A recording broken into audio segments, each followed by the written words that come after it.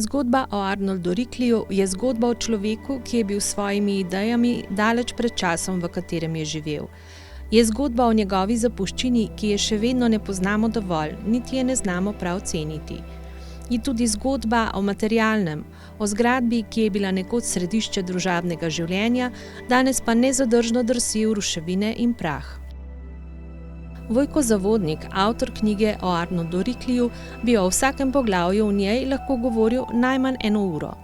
Tudi o zadnji razstavi na Jezerski promenadi, ki kronološko osmišlja življenje in delo Arnolda Rickleya, sva se izčrpno pogovorila. Rickley je eden največjih pionirjev naravnega zdravljenja in nedvomno tudi zaslužen za začetek zdraviliškega turizma tukaj na Bledu. Tudi ta njegova pot, ki se je začela, takrat so govorili v majhni vasici nad Trstom, dejansko je v današnji Ajdovščini še kot najstnik bival pri stricu Mozerju, ki je vodil takrat to prvo barvarno, iz katere potem je šla tudi tekstilna tovarna. No in tam smo prišli v roke te znamenite knjige v Mundeju, kjer je potem se vse začelo in tukaj je potem tudi začetek njegove hidropatske poti. Razstava na Jezerski promenadi je nastala v sodelovanju s Turizmom Bled. Tam so pridobili sredstva za digitalizacijo kulturne dediščine in jih v celoti namenili ohranjanju spomina na Rickleyjeve glavne objekte. Tako je tudi del te razstave povezan s to digitalizacijo, ki bo na voljo, mislim, da projekt je zaključen konec septembra in na ta način so rešili pozabe nekaj največjih spomenikov, se pravi to našo razpadajočo uto, ki se jo bo dalo videti v dejanski sliki, kakšna je bila. Potem značilne ute ob jezeru, ki so stale, spomenik vremenska hišica in spomenik na straži. Najvažnejše pa je, da je projekt tudi povezal turizem oziroma turistično društvo Gorje, kjer je ta znamenita plošča, kjer je bila na skali nad Poljšico ta prva svetlobno-zračna postaja, bi lahko rekli, na svetu in je imela izreden pomen tistega časa, saj so 91. leta tam postavili to obeležje Rickleyu in so bili tam zbrani, so bile vse kronane glave od grofov, važnih zdravnikov. No in tukaj se je tudi turistično društvo Gorje vključilo v ta projekt, tako da so očistili to mesto in obeležili in je to tudi skupen projekt s Turizmom Bleda. Vse najnovejše poti nekje slonijo na starih, originalnih Rickleyjevih sprehajalnih poteh in ta aplikacija bo tudi to vrnila nazaj. V aplikacijo bodo vključeni tudi Rickleyevi originalni jedilniki z recepti, med njimi za blejsko repo in močnik. Kljub temu, da je Rickleyu svetovno znan, ga, kot pravi naš sogovornik, zelo slabo poznamo. Prav zato sem želel tudi tukaj v okoli 30 kronološkimi zapisi prikazati najvažnejše datume Rickleya, ki so pomembni za nas Blejce, a ne tudi zdaj o samih objektih, ki jih je gradil, kdaj se je to zgodilo, pa tudi materiali so tako pripravljeni, da se lahko uporabijo tudi kasneje ob njegovi 200-letnici, naslednje leto.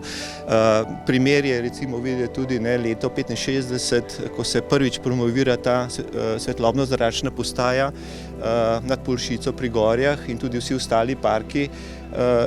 Tu upozorimo v bistvu na te glavne stvari, ki se mogoče tudi interpretirajo napačno danes na internetu in v podobnih glasilih in dajo en tak uvid obiskovalcem in se mogoče res zapomnejo lahko prave stvari. Domačini so Rickleyu marsikaj zamerili, očitali so mu tudi nemoralno vedenje njegovih pacientov, ki so se na polgoli izpostavljali soncu. Veste, na začetku je bilo to izredno zanimivo. Saj je znano, tukaj na Pecovci je bil Marijen gaj, kjer so dame telovadile za, bi rekli, tam 2,5-metrsko leseno ograjo in še prav vnukinja je vedela povedati, da je vsaka druga deska imela odprtino luknjo, kjer niso špegali samo mladi fantje, ampak tudi starejši Blejci in se zabavali. Vse to, kar se je z Rickleyjem dogajalo, je nekje odraz zadnjih let 19. stoletja, kjer se je začel ta, rečemo, domači nacionalizem, kjer je tudi župan Peternelj je želel, da bi Rickleya segnali iz Bleda, da bi vsi hoteli postali slovenski, ne, danes to nikogar ne briga, vseeno, če so kitajski, če se malo pošalim, ampak to so bili težki časi, ki se je moralo izpostaviti in so bili vse moči so bile uperjene v to, da se Riklija poskuša degradirati. Moram reči, recimo leta 1969, ko je bila ta četa krepostnikov ustanovljena, to je bila ena taka zanimivost, tudi oni so se oblačili v parku, ki je bil grajen na straži in je bilo striktno določeno, da ne smejo pač motiti ljudi, ne.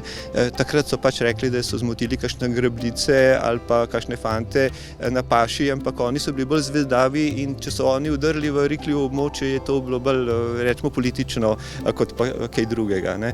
Morate pa vedeti, kako je Riklij, kako je bil on pred časom, saj obstaja ena lepa razglednica blejske Riklijanke, ki je nekje še z leta 1902.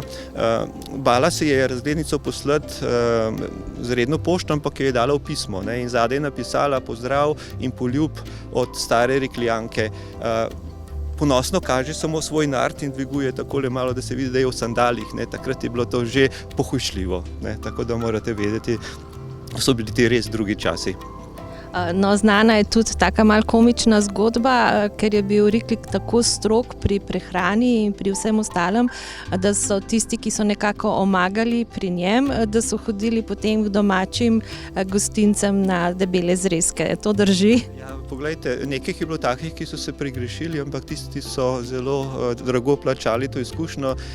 Na posebni sliki iz njegovega kabineta tukaj na Bledu je še ohranjeno kapica, ki jo je dejansko nosil, ne, so rekli, se je poveznil globoko na čelo in si točno ogledal, če je kdo grešil pri teh vaških gostilnah in je že naslednji dan dobil odpustni list. Kako zelo drugačen način zdravljenja je utemeljil Riklij, pove tudi zanimiva primerjava. Kolikor je bilo takrat prelite krvi, ne, zdravniki so puščali navadno samo kri kot prvo zdravilo, ne, več kot je preteklo več krvi kot v vseh svetovnih vojnah.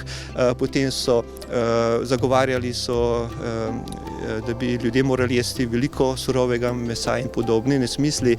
On pa je z načinom prehrane, takrat, ko je bil pacient dejansko na meji, je bilo izredno pomembno, ko je telo recimo dobilo te zadnje moči, da se je pač začelo obnavljati ali pa da je težilo k propadu, je bilo izredno pomembno, da niso kršili njegovih načel, ker je potem tudi vprašanje samega ozdravljanja.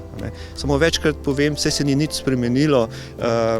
Glejte, pred leti, ko je najstarejša Slovenka, ko so jo vprašali po receptu za dolgo življenje, je lepo rekla, glejte, morate celo življenje trdo delati, malo jesti, pa dobro v srcu misliti, ne. In Riklij je počel ravno to, kar se trudimo danes, ne, čim bolj dietno hrano, potem hoditi v fitness, ostati sveži, samo ta stres pa vdira po noči nezavedno v naša srca preko interneta, in se sploh ne zavedamo, recimo ta stres se nam kopiči in ni tistega počitka, kot je bil pri Rikliju, ko so prišli gostje iz zatohlih pisarn dunajskih in tukaj pač na soncu prestradani, obležali za najmanj mesec dni,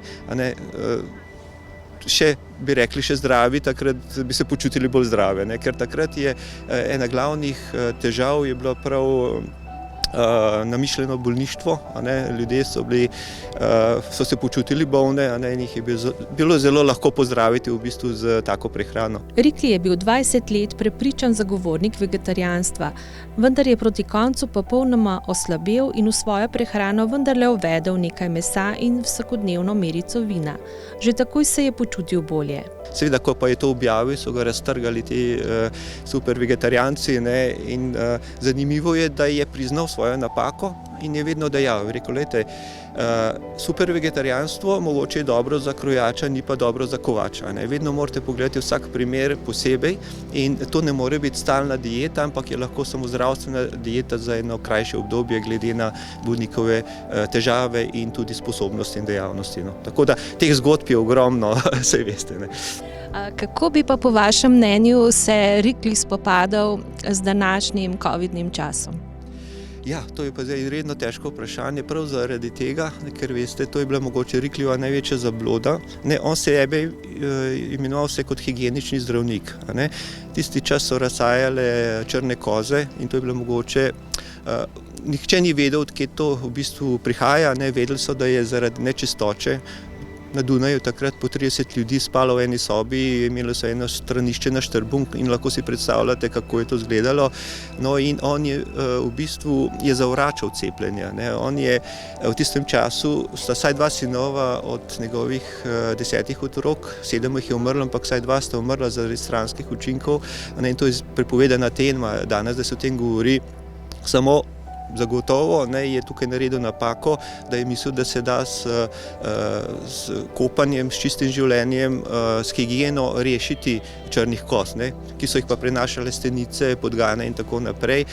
In verjetno bi danes spremenil mišljenje, da je cepljenje le pomembno, da se take pandemije zajezijo. O znamenitem začetniku zdraviliškega turizma na Bledu je še veliko zgodb. Veliko jih najdete tudi v knjigi Vojka Zavodnika. Nekaj pa jih pripoveduje tudi stavba, ki je še edina ostala za njim. Nekoč priljubljeno mesto druženja z najlepšim razgledom na okolico.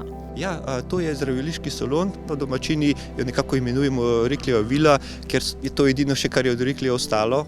Njegova prava vila je bila na mestu današnje obnovljena poslovna šola in to zdraviliški dom, imenuje ga tudi Speisehaus, kjer je bila spredaj pokrita jedilnica za 120 gostov, odprta z vseh strani, in v pritličju je bila kuhinja, so bili prostori za služinčat in tudi Riklij je imel svojo sprejemnico, dokler ni v novem salonu tukaj zdraviliškem na mestu Kazine potem odprl nove prostore. No, v prvem nadstropju pa je bila ta čudovita čitalnica, kot je on dejal, posebljeni prostor za posebljena druženja, za recitale, za glasbo, za ples. Vemo, da je tam bila ogromna knjižnica, saj 560 knjig, ker zadnja, ki jo imamo s štempilko, je 556, se mi zdi. No, in tukaj so se zbirali in tudi ta prostor je opisan kot eden najlepših na Bledu, z najbolj osončenim mestom. Kostani so bili lepo prirezani in na način je izredna žalost, da to nismo uspeli še rešiti na način, ki bi spominjal na Riklija in ga tudi tržili na isti način. Pa imate kaj upanja, da se bo to zgodilo kdaj? Saj veste, pravijo, upanje umre zadnje. Zadnji poskusi so se klavrno končali, saj so Riklijevi potomci iz Švice so želeli z investitorji kupiti to stavbo, jo originalno obnoviti, narediti noter muzej, ampak je neznansko, ne vemo zaradi česa, ampak cena je narasla še za 1 milijon, tako da cena, ki so jo ponujali takrat, ni omogočala tega. Še vedno kapital odloča pred pomenom, in na žalost se bojimo, da se bo tu zgodilo kaj drugega. Prav zato je pa ta digitalizacija, ki jo je financiral sedaj država in sprovedel Turizem Bled, bo ohranila originalne oblike tega objekta in bomo vsaj vedeli, kako je izgledal, če bo prišlo do popolnega uničenja. Zaključimo pravzaprav z začetkom razstave. Na prvem panoju je namreč predstavljen manj znani Riklijev rek, ki tudi danes še kako pride prav. Zato, ker je bil napisan v edini angleški knjigi, ki je Riklij namenil za angleške in ameriške goste.